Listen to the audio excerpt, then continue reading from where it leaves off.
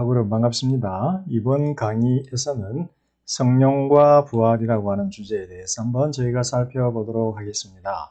그래서 이 과에서 이번 장에서 12장에서 다루게 될 내용은 이렇게 크게 세 가지가 있는데 먼저 한번 간략하게 이 내용을 본 다음에 하나씩 자세히 살펴보도록 하겠습니다. 성도들의 구원, 예수님에게 온 구원의 제일 마지막 결정판은 부활입니다. 그런데 바울의 신학에서 그리고 신약 성서의 신학에서 부활이라고 하는 것은 한 성도 개개인의 부활뿐만이 아니라 모든 믿는 자와 믿지 않는 자들이 다 부활하게 되는 사건이 발생합니다. 즉 우주적인 부활이 발생을 하는데요. 믿는 자들은 영생을 위해서, 그리고 믿지 않는 자들은 심판을 위해서 부활을 하게 된다라고 합니다. 그래서 둘 다 심판을 받죠, 사실은. 근데 우리는 성도들은 이미 종반론적으로 의롭다라고 선포가 되었기 때문에 영생을 받게 될 것이고요. 믿지 않는 자들에게는 심판이 오게 되는 이중적인 부활, 우주적인 부활이 발생합니다. 그리고 그 부활의 때는 바로 예수님이 재림하는 때이지요.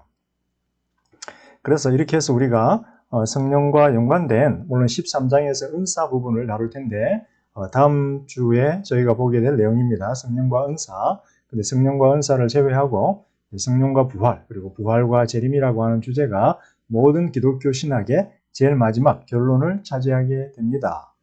은사 부분이 너무 크고 중요하기 때문에 너무 많은 방대한 주제이기 때문에 저희가 제일 마지막 장에다 놓은 것일 뿐이고요. 사실상 신학적인 내용에 있어서 제일 마지막 부분은 항상 부활과 재림, 예수님의 재림과 부활이 차지하게 되지요. 자, 부활이라고 하는 것은 마지막 원수인 죽음을 극복하는 사건입니다. 그래서 우리들의 구원은 우리들이 처한 특정한 환경 속에서, 우리가 구원이 필요한 환경 속에서 자유롭게 되는 것, 해방되는 것을 구원이라고 합니다. 그래서 우리가 구원받아야 할 여러 가지 상황들이 존재하게 되지요. 불행, 육체적인 아픔, 빈곤, 마음의 상처. 그런데 이 모든 것들보다도 이 모든 것들을 포괄하여 가장 중요한 우리가 구원받아야 할 상황은 바로 죽음입니다. 그래서 바울은 고린도전서 15장 26절에서 우리의 마지막 원수인 죽음을 극복하는 사건을 바로 부활이다라고 이렇게 말을 하고 있습니다. 그런데 부활을 경험하기 위해서는 그리스도와 연합해야 합니다. 왜냐하면 그리스도와 연합해서 그리스도가 죽고 부활하신 것처럼 그리스도와 연합한 성도들은 세례를 통해서 그리스도와 함께 죽고 그 다음에 함께 살아나는 경험을 하게 됩니다. 그래서 성도들의 죽음과 부활은 그리스도와 연합하여 그들이 경험하는 그리스도의 경험을 함께 경험하는 사건이 됩니다. 자, 여기서 중요한 것이 하나가 등장을 하는데요. 성도들이 부활을 경험하기 전에 그리스도의 고난에의 동참이 요구된다라는 사실입니다.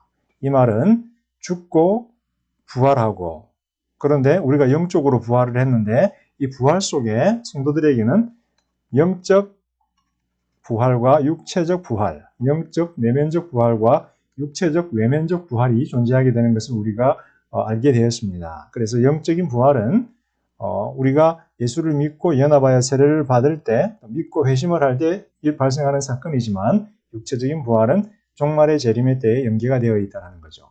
그럼 이 과정 속에서, 이 중간 과정 속에서 우리는 무엇을 해야 될까요? 이 중간 과정 속에서는 그리스도의 고난에 동참해야 된다는 거죠. 그 말은 그리스도의 사역에 그리스도가 제시하신 십자가를 지고 제자도를 통해서 우리가 그리스도의 고난에 동참하는 것, 혹은 복음을 전하면서 그리스도의 고난에 동참하는 것이 요구된다라고 하는 것입니다. 자, 그 다음 우리 이제 이번 장의 제일 중요한 주제이지요.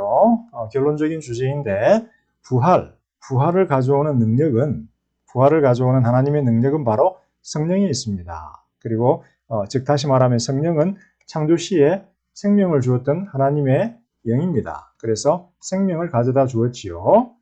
예수님의 사역이 만약에 새로운 창조라면 성령은 새로운 창조의 영으로서 새로운 생명을 우리에게 다시 한번 줄 것입니다. 따라서 새로운 생명, 완전한 생명, 영원한 생명을 의미하는 부활, 이 부활을 가능하게 하시는 분은 성령이다라는 거죠.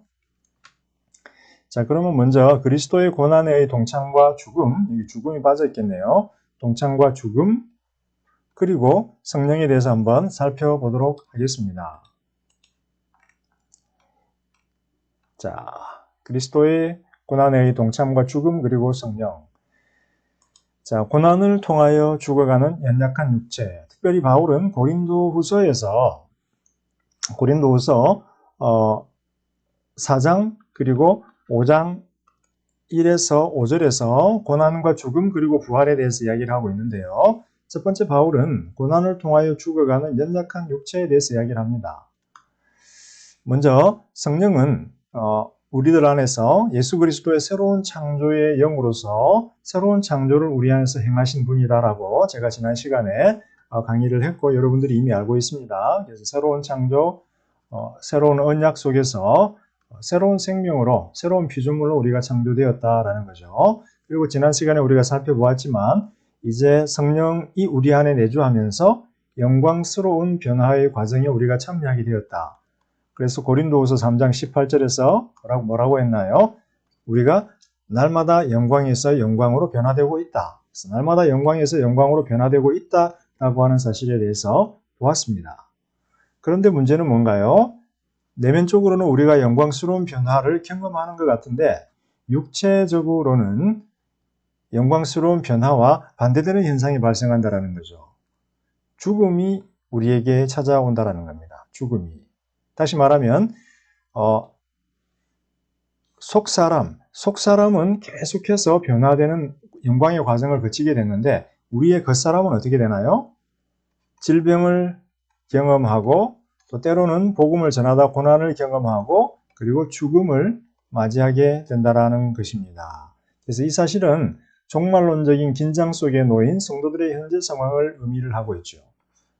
그죠? 아담을 통해서 시작된 인류의 역사와 새 아담의 초림을 통해서 시작된 하나님 나라의 어떤 그런 영생의 역사가 동시에 진행이 되고 있죠. 현재는. 그리고 재림의 때에 이제 아담의 역사가 끝나게 될 텐데 새로운 새 아담의 구원의 역사만이 남아있게 될 텐데 이 사이에 우리가 끼어있기 때문에 이 종말론적인 긴장 속에서 우리는 이때 부활을 경험하게 될 것이지만 그리고 이미 우리는 영적인 부활을 경험했지만 우리의 육체는 아직까지도 옛 아담의 운명을 거스리지 못하고 질병과 고난과 그리고 죽음을 경험해야 된다고 하는 것입니다.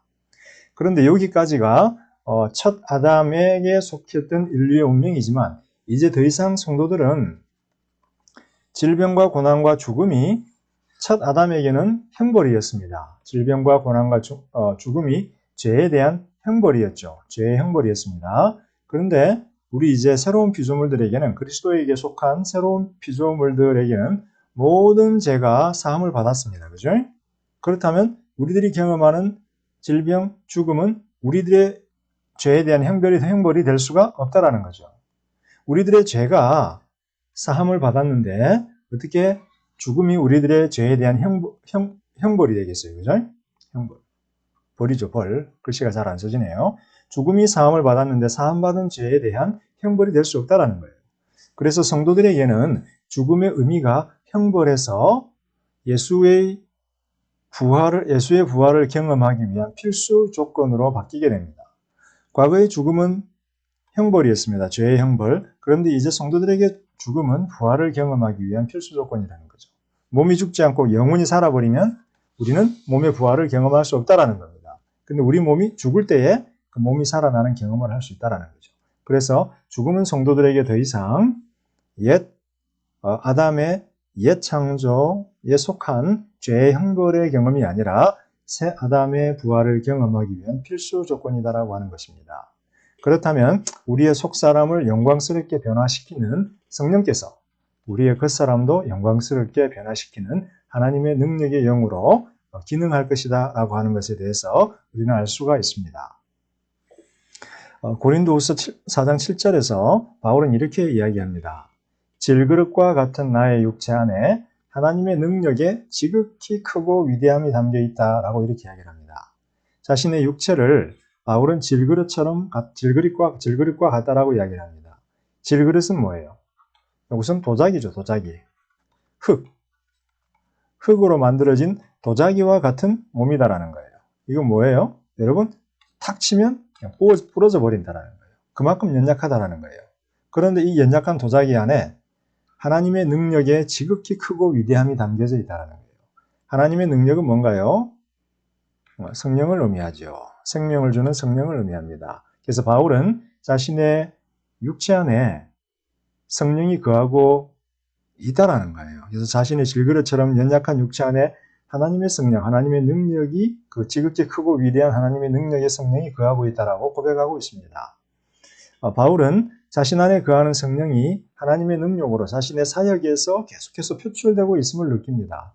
자신은 굉장히 약하고 연약하지만 데살로니가 전서 1장 5절 6절에서 바울이 이렇게 이야기하죠. 자신이 말로 하나님의 복음을 전한 것이 아니라 예수의 복음을 전할 때에 성령께서 성령이 하나님의 능력이 자신과 동반하여서 거기에 기적이 드러났고 하나님의 능력에 힘이 드러났다라고 이야기를 합니다. 그래서 바울은 자신의 육체 안에 거한 하나님의 성령이 하나님의 능력으로 자신의 사역에서 역사하고 있다라고 그렇게 이야기를 합니다.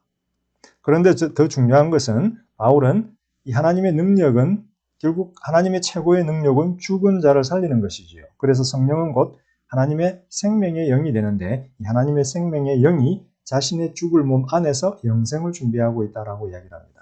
그래서 바울은 질그릇과 같이 연약한 자신의 육체 안에 지금 성령이 거하고 계시는 거예요. 성령이. 이 성령은 하나님의 능력이에요. 그래서 질그릇과 같은 바울을 통해서 놀라운 사역을 행하시는 거예요. 복음을 전하는. 그렇지만 종국에는 영생을 준비해서 이 영생 안에서 자신의 몸을 변화시켜 줄 것이다 라고 하는 것을 바울은 이야기를 하고 있습니다. 그래서 바울은 성령을 뭐라고 부른다? 부활의 보증이다 라고 부릅니다. 조금 이따가 우리가 이 내용은 좀 더 자세히 살펴보겠습니다. 보증이라고 하는 것은 여러분들이 방을 얻을 때 어떻게 해요? 계약을 할 때 10%를 내죠. 10%. 집 계약을 할 때 10%를 냅니다. 그것은 뭐예요? 법적으로 이제 이 집은 내가 빌렸다라는 거예요. 10% 보증금을 내고 나면 나중에 90% 잔금을 지급해야 되죠. 그러면 이 10%가 의미하는 바는 내가 잔금을 반드시 지급할 것이라는 것이고 이 집이 이제 내가 살 집이 되었다라는 거죠. 마찬가지로 하나님께서 우리에게 부활과 영생을 주실 것인데 거기에 대한 보증으로 성령을 주셨다라는 거예요.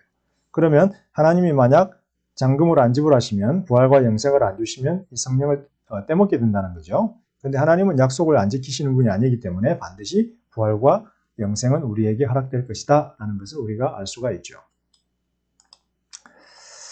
자, 이제 하늘로부터 오는 생명의 몸에 대한 소망에 대해서 한번 살펴보도록 하겠습니다.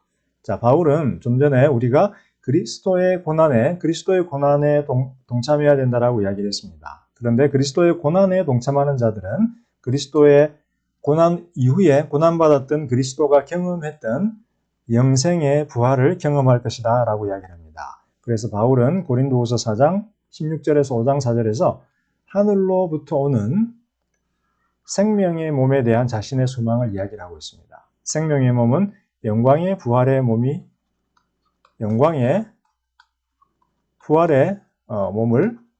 의미합니다. 자, 바울은 고린도후서 16절에서 자신이 가지고 있는 한 딜레마에 대해서 이야기를 합니다.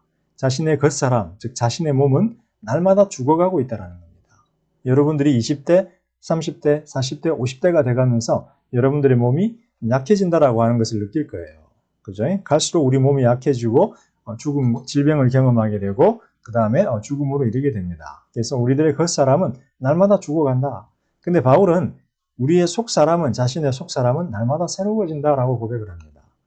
날마다 자기 마음이 새로워지고 자기 속사람이 새로워지고 자기 안에서 새로운 변화가 일어나고 있다는 겁니다. 그러면서 바울은 자신의 겉사람이 죽어가는 겉사람 속에서 고난도 경험하고 죽음도 경험하지만 미래의 영원한 영광의 영생을 자기는 소망한다라고 이야기를 합니다. 그러면서 바울은 놀라운 고백을 하나 하는데요.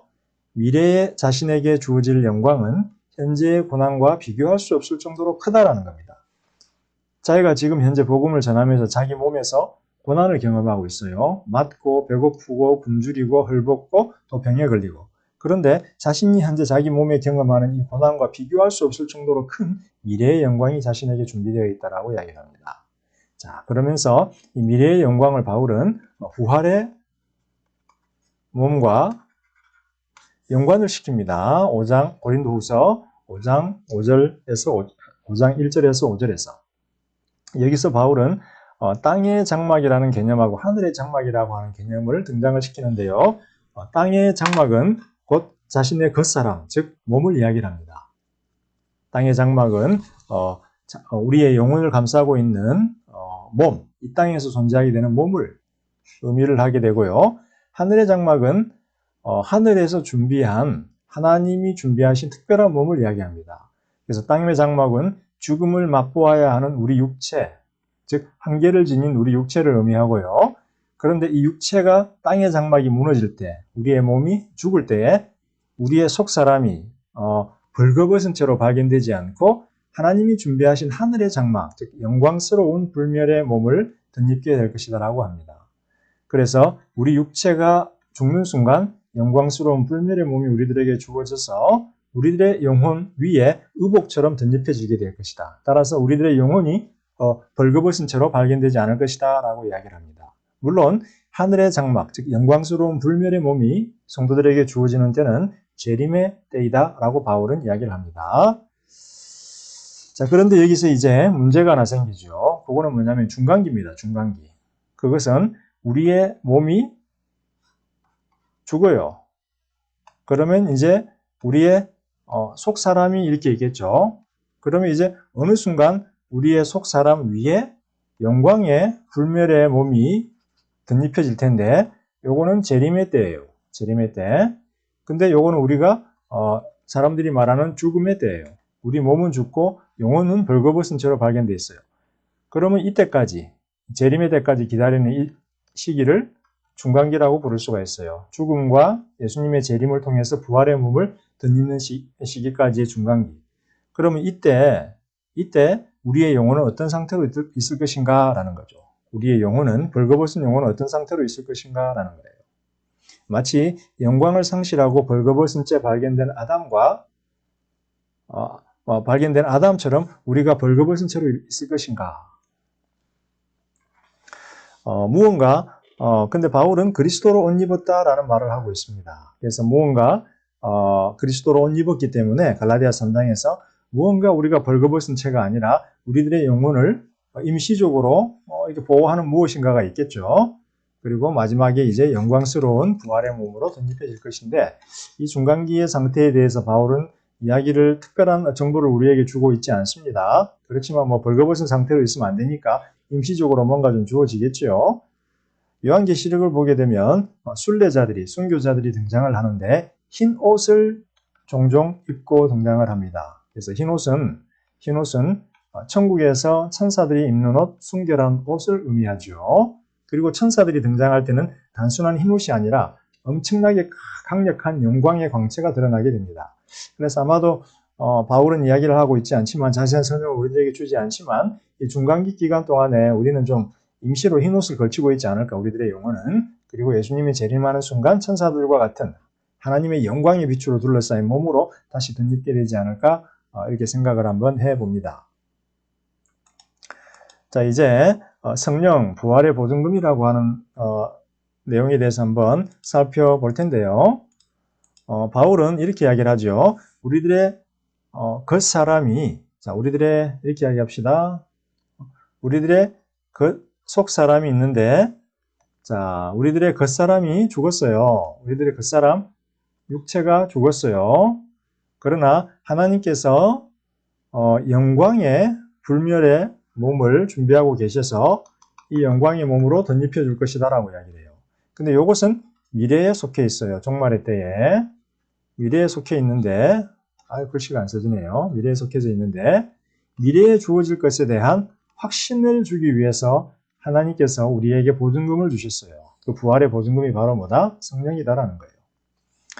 자, 현재 성도들은 어떻게 하나님이 자신들을 위하여 부활의 영광의 몸을 준비해 놓고 있다는 것을 확신할 수 있습니까? 그것은 바로 예수를 죽음에서 부활시킨 하나님의 능력인 성령이 현재 그들 몸 안에 내주하고 있다는 겁니다. 예수를 죽음에서 부활시킨 분은 하나님의 능력인 성령이지요.